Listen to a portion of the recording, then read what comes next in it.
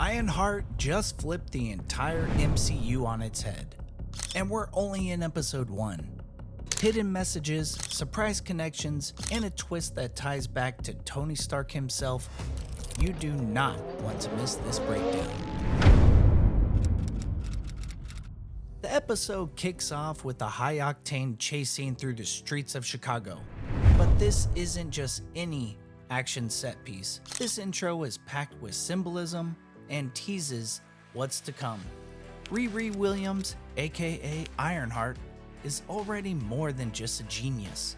She's operating on a level we haven't seen since early Tony Stark, and Marvel's laying it on thick.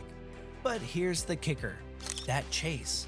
The tech she's using isn't just upgraded Stark gear, it's something entirely new. There's a blink and you'll miss it moment, where the HUD displays an encrypted message. When enhanced, it reveals the name Latervia. Yep, Dr. Doom's turf. We're jumping into major territory already. Riri Williams is not your average teenage genius. We get a deeper look at her emotional core in this episode.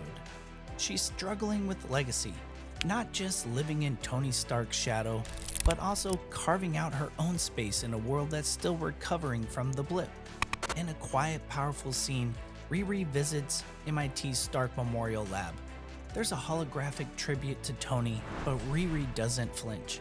Instead, she scans the memorial, pulls data off of it, and walks away with a smirk. It's a silent message. She respects Stark, but she's not here to play sidekick. This episode makes it clear. Ironheart is the future of MCU tech-based heroes, and she's going to do it her way. Let's talk about the suit. We see Riri's Mark II armor in action. It's a serious level up from her homemade model Wakanda Forever. This one is sleeker, faster, and more aggressive, and it's powered by an arc reactor variant she designed herself. The twist? The energy signature of the arc triggers a dormant sword satellite. That's right, her tech accidentally alerts Nick Fury's space division. We even hear a scrambled voice transmission that sounds a lot like Samuel L. Jackson. This could be setting up a major crossover with Secret Invasion Fallout of Armor Wars. And get this, the satellite scan reveals multiple Ironheart signals. So, are we talking clones? Multiverse variants? Or something even darker?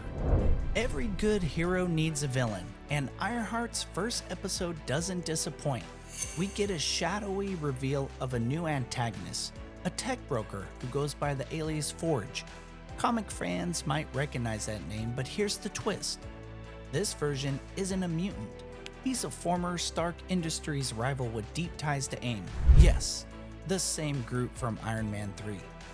He's hunting vibranium-based tech and has a personal grudge against Wakandan science.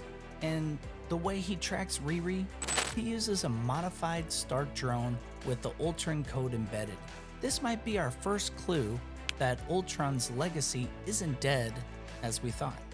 It's subtle, but in one shot you can actually see the drone's eye flicker red and glitch with the classic Ultron tone.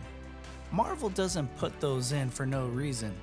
Okay, now it's time for what we all love, those Easter eggs. Did you catch the coffee shop Riri goes to in the second act? It's called Rogers & Sons.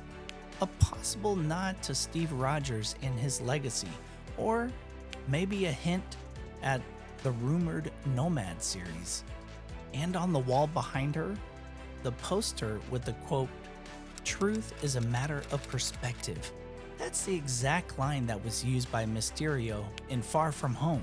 Is this a throwaway, or is Marvel hinting that the tech illusion game isn't over? Another gem, in her workshop, Riri has a cracked tablet that briefly shows the SHIELD logo before glitching out.